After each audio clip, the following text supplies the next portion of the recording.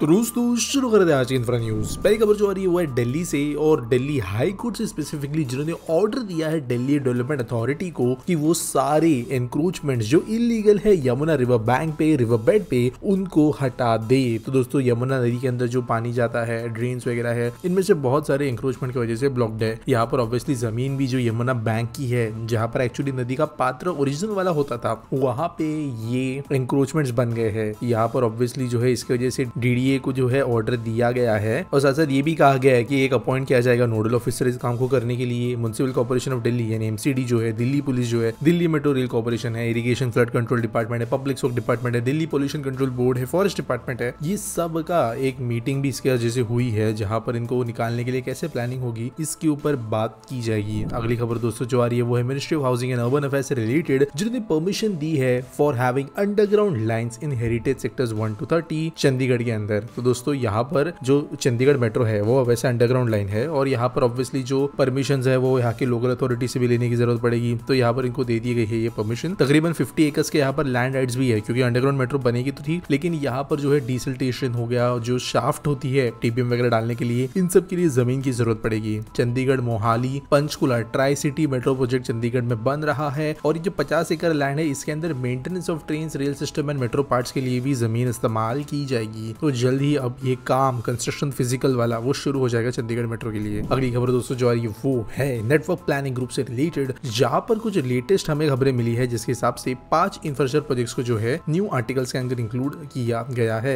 यहाँ पर ये जो प्रोजेक्ट्स है वो रोड, रेल और अर्बन ट्रांजिट सेगमेंट में से है और the commerce and industry minister के द्वारा वेडनेसडे को ये चीज कही गई। तो दोस्तों यहाँ पर बेसिकली ये जो नेटवर्क प्लानिंग ग्रुप है ये गति शक्ति के अंतर्गत कौन से प्रोजेक्ट्स डालने हैं इसके लिए भी काम करते हैं। तो इन्होंने ये 5 प्रोजेक्ट्स अभी उठाए हैं जिनको जल्द से जल्द जो है गति शक्ति के अंतर्गत डाल दिया जाएगा। जब गति शक्ति की इनको इंटीग्रेशन मिल जाती है तो प्रोजेक्ट को कंप्लीट करने के लिए आने वाली तेजी, ब्यूरोक्रेटिक इश्यूज जो है वो सॉल्व करना और बेसिकली बेहतर तरीके की प्लानिंग एंड मैनेजमेंट करना ये उस प्रोजेक्ट के लिए पॉसिबल हो जाता है। अगली दोस्तों जो खबर आ रही है वो है ईस्टर्न पेरिफेरल एक्सप्रेसवे से रिलेटेड, जो कनेक्ट करता है पलवल इन हरियाणा से सोनीपत तक, जो गाजियाबाद के थ्रू जाता है। यहाँ पे कहा गया कि एक फिजिबिलिटी स्टडी की गई है जिसके हिसाब से एक नया ऑर्बिटल रेल कॉरिडोर बन सकता है हरियाणा के लिए। तो बेसिकली जो अभी अगर मैं पूरे रूट की बात करूँ तो जो पहले मैंने बोला ईस्टर्न पेरिफेरल एक्सप्रेसवे, इसके बगल में तो ये गुजरेगा ही, लेकिन इसके आगे जब ये जाएगा तब सोनीपत के बाद ये गाजियाबाद, नोएडा, बागपत जो यूपी में आता है इसके थ्रू रन करते करते जाएगा और लास्ट में जो है पलवल में कनेक्ट करेगा। तो यहाँ पर ये काफी ज्यादा इंपॉर्टेंट प्रोजेक्ट हो सकता है हरियाणा के इंडस्ट्रियल डेवलपमेंट के लिए। अब देखते हैं रेल प्रोजेक्ट कहा जाता है आगे। अगली खबर दोस्तों जा रही है वो है गोवा के मोपा या मनोहर इंटरनेशनल एयरपोर्ट से रिलेटेड, जहाँ पर एक नया एक्सेस कंट्रोल लिंक रोड जो 6 लेन का है उसको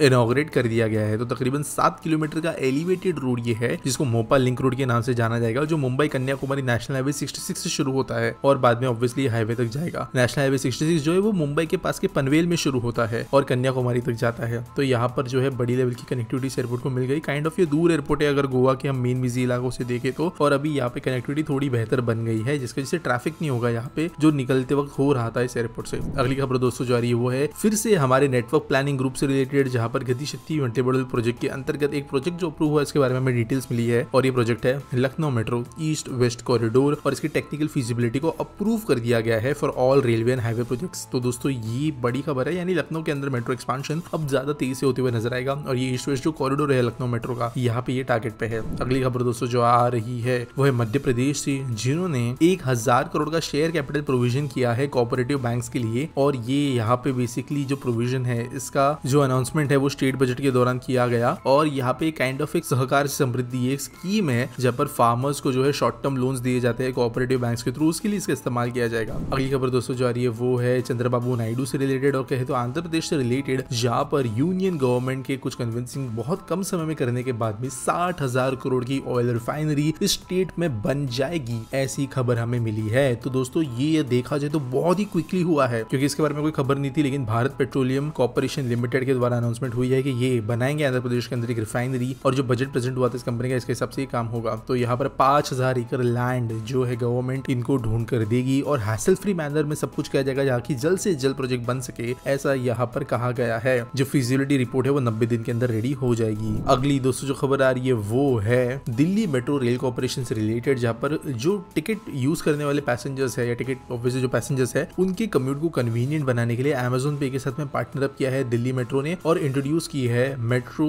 mobile based based QR ticketing services.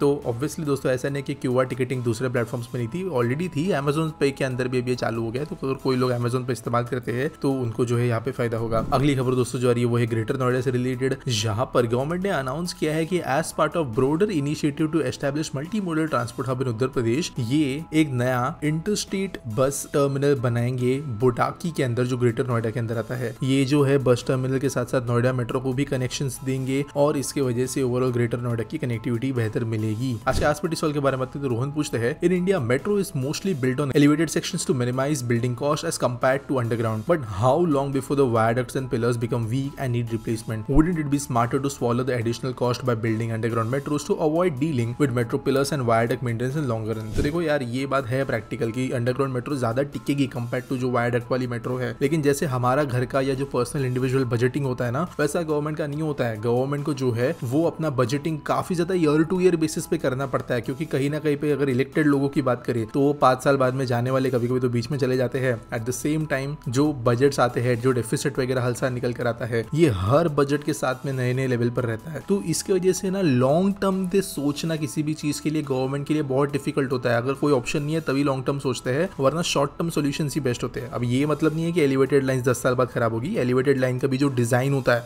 वो 100 ईयर्स के हिसाब से होता है। तो ये कोई ऐसे कोई बहुत ज्यादा शॉर्ट टर्म प्रोजेक्ट नहीं है। 100 साल के आसपास अगर नहीं भी टिकी तो भी 70-80 साल ये मेट्रोस कहीं नहीं जा रही। और उसके बाद में जो है at the same time underground lines वगैरह डेवलप करने के लिए तभी को है जो टेक्नोलॉजी पैसा दोनों बेहतर बन सकती है। तो कभी कभी जो चीजें प्रैक्टिकल होती भी है वो सिस्टम के फंक्शन करने के तरीके के कारण जो है वो एग्जीक्यूट नहीं हो पाती, और कुछ चीजों का सोल्यूशन बहुत सिंपल लगता है कि हाँ ये क्यों नहीं कर देते, वो क्यों नहीं कर देते, लेकिन जो सिस्टम के अंदर बैठे हुए लोग हैं उनको डिसीजन मेकिंग डिफिकल्ट होता है। और ऑब्वियसली कुछ जगहों पर वेस्टेड इंटरेस्ट होते हैं, किसी भी रीजन से क्यों ना वो होते हैं। ये मैं बिल्कुल भी बोल नहीं रहा कि एलिवेटेड मेट्रो ज्यादा बेटर होती है, अंडरग्राउंड एनी डे ज्यादा बेटर होती है, लेकिन गवर्नमेंट को अगर बहुत तेजी से कुछ डेवलप करना है, सिटी के अंदर उनको करना है, बजट में रखना है, सब चीजें देखनी है, तो फिर एलिवेटेड ऑप्शन चूज करना उनके लिए बेटर होता है। उम्मीद करता हूँ आपको सवाल का जवाब मिल गया होगा। आपके पास कोई सवाल है आप कमेंट सेक्शन में मुझे पूछ सकते हो। अगर आपके पास कोई न्यूज सबमिट करने के लिए है तो उसके लिए आपको डिस्क्रिप्शन में लिंक मिल जाएगी। मेरा नाम है आकाश भावसार, आप देख रहे हो इन्फ्रा न्यूज। मिलेंगे अगले वीडियो में।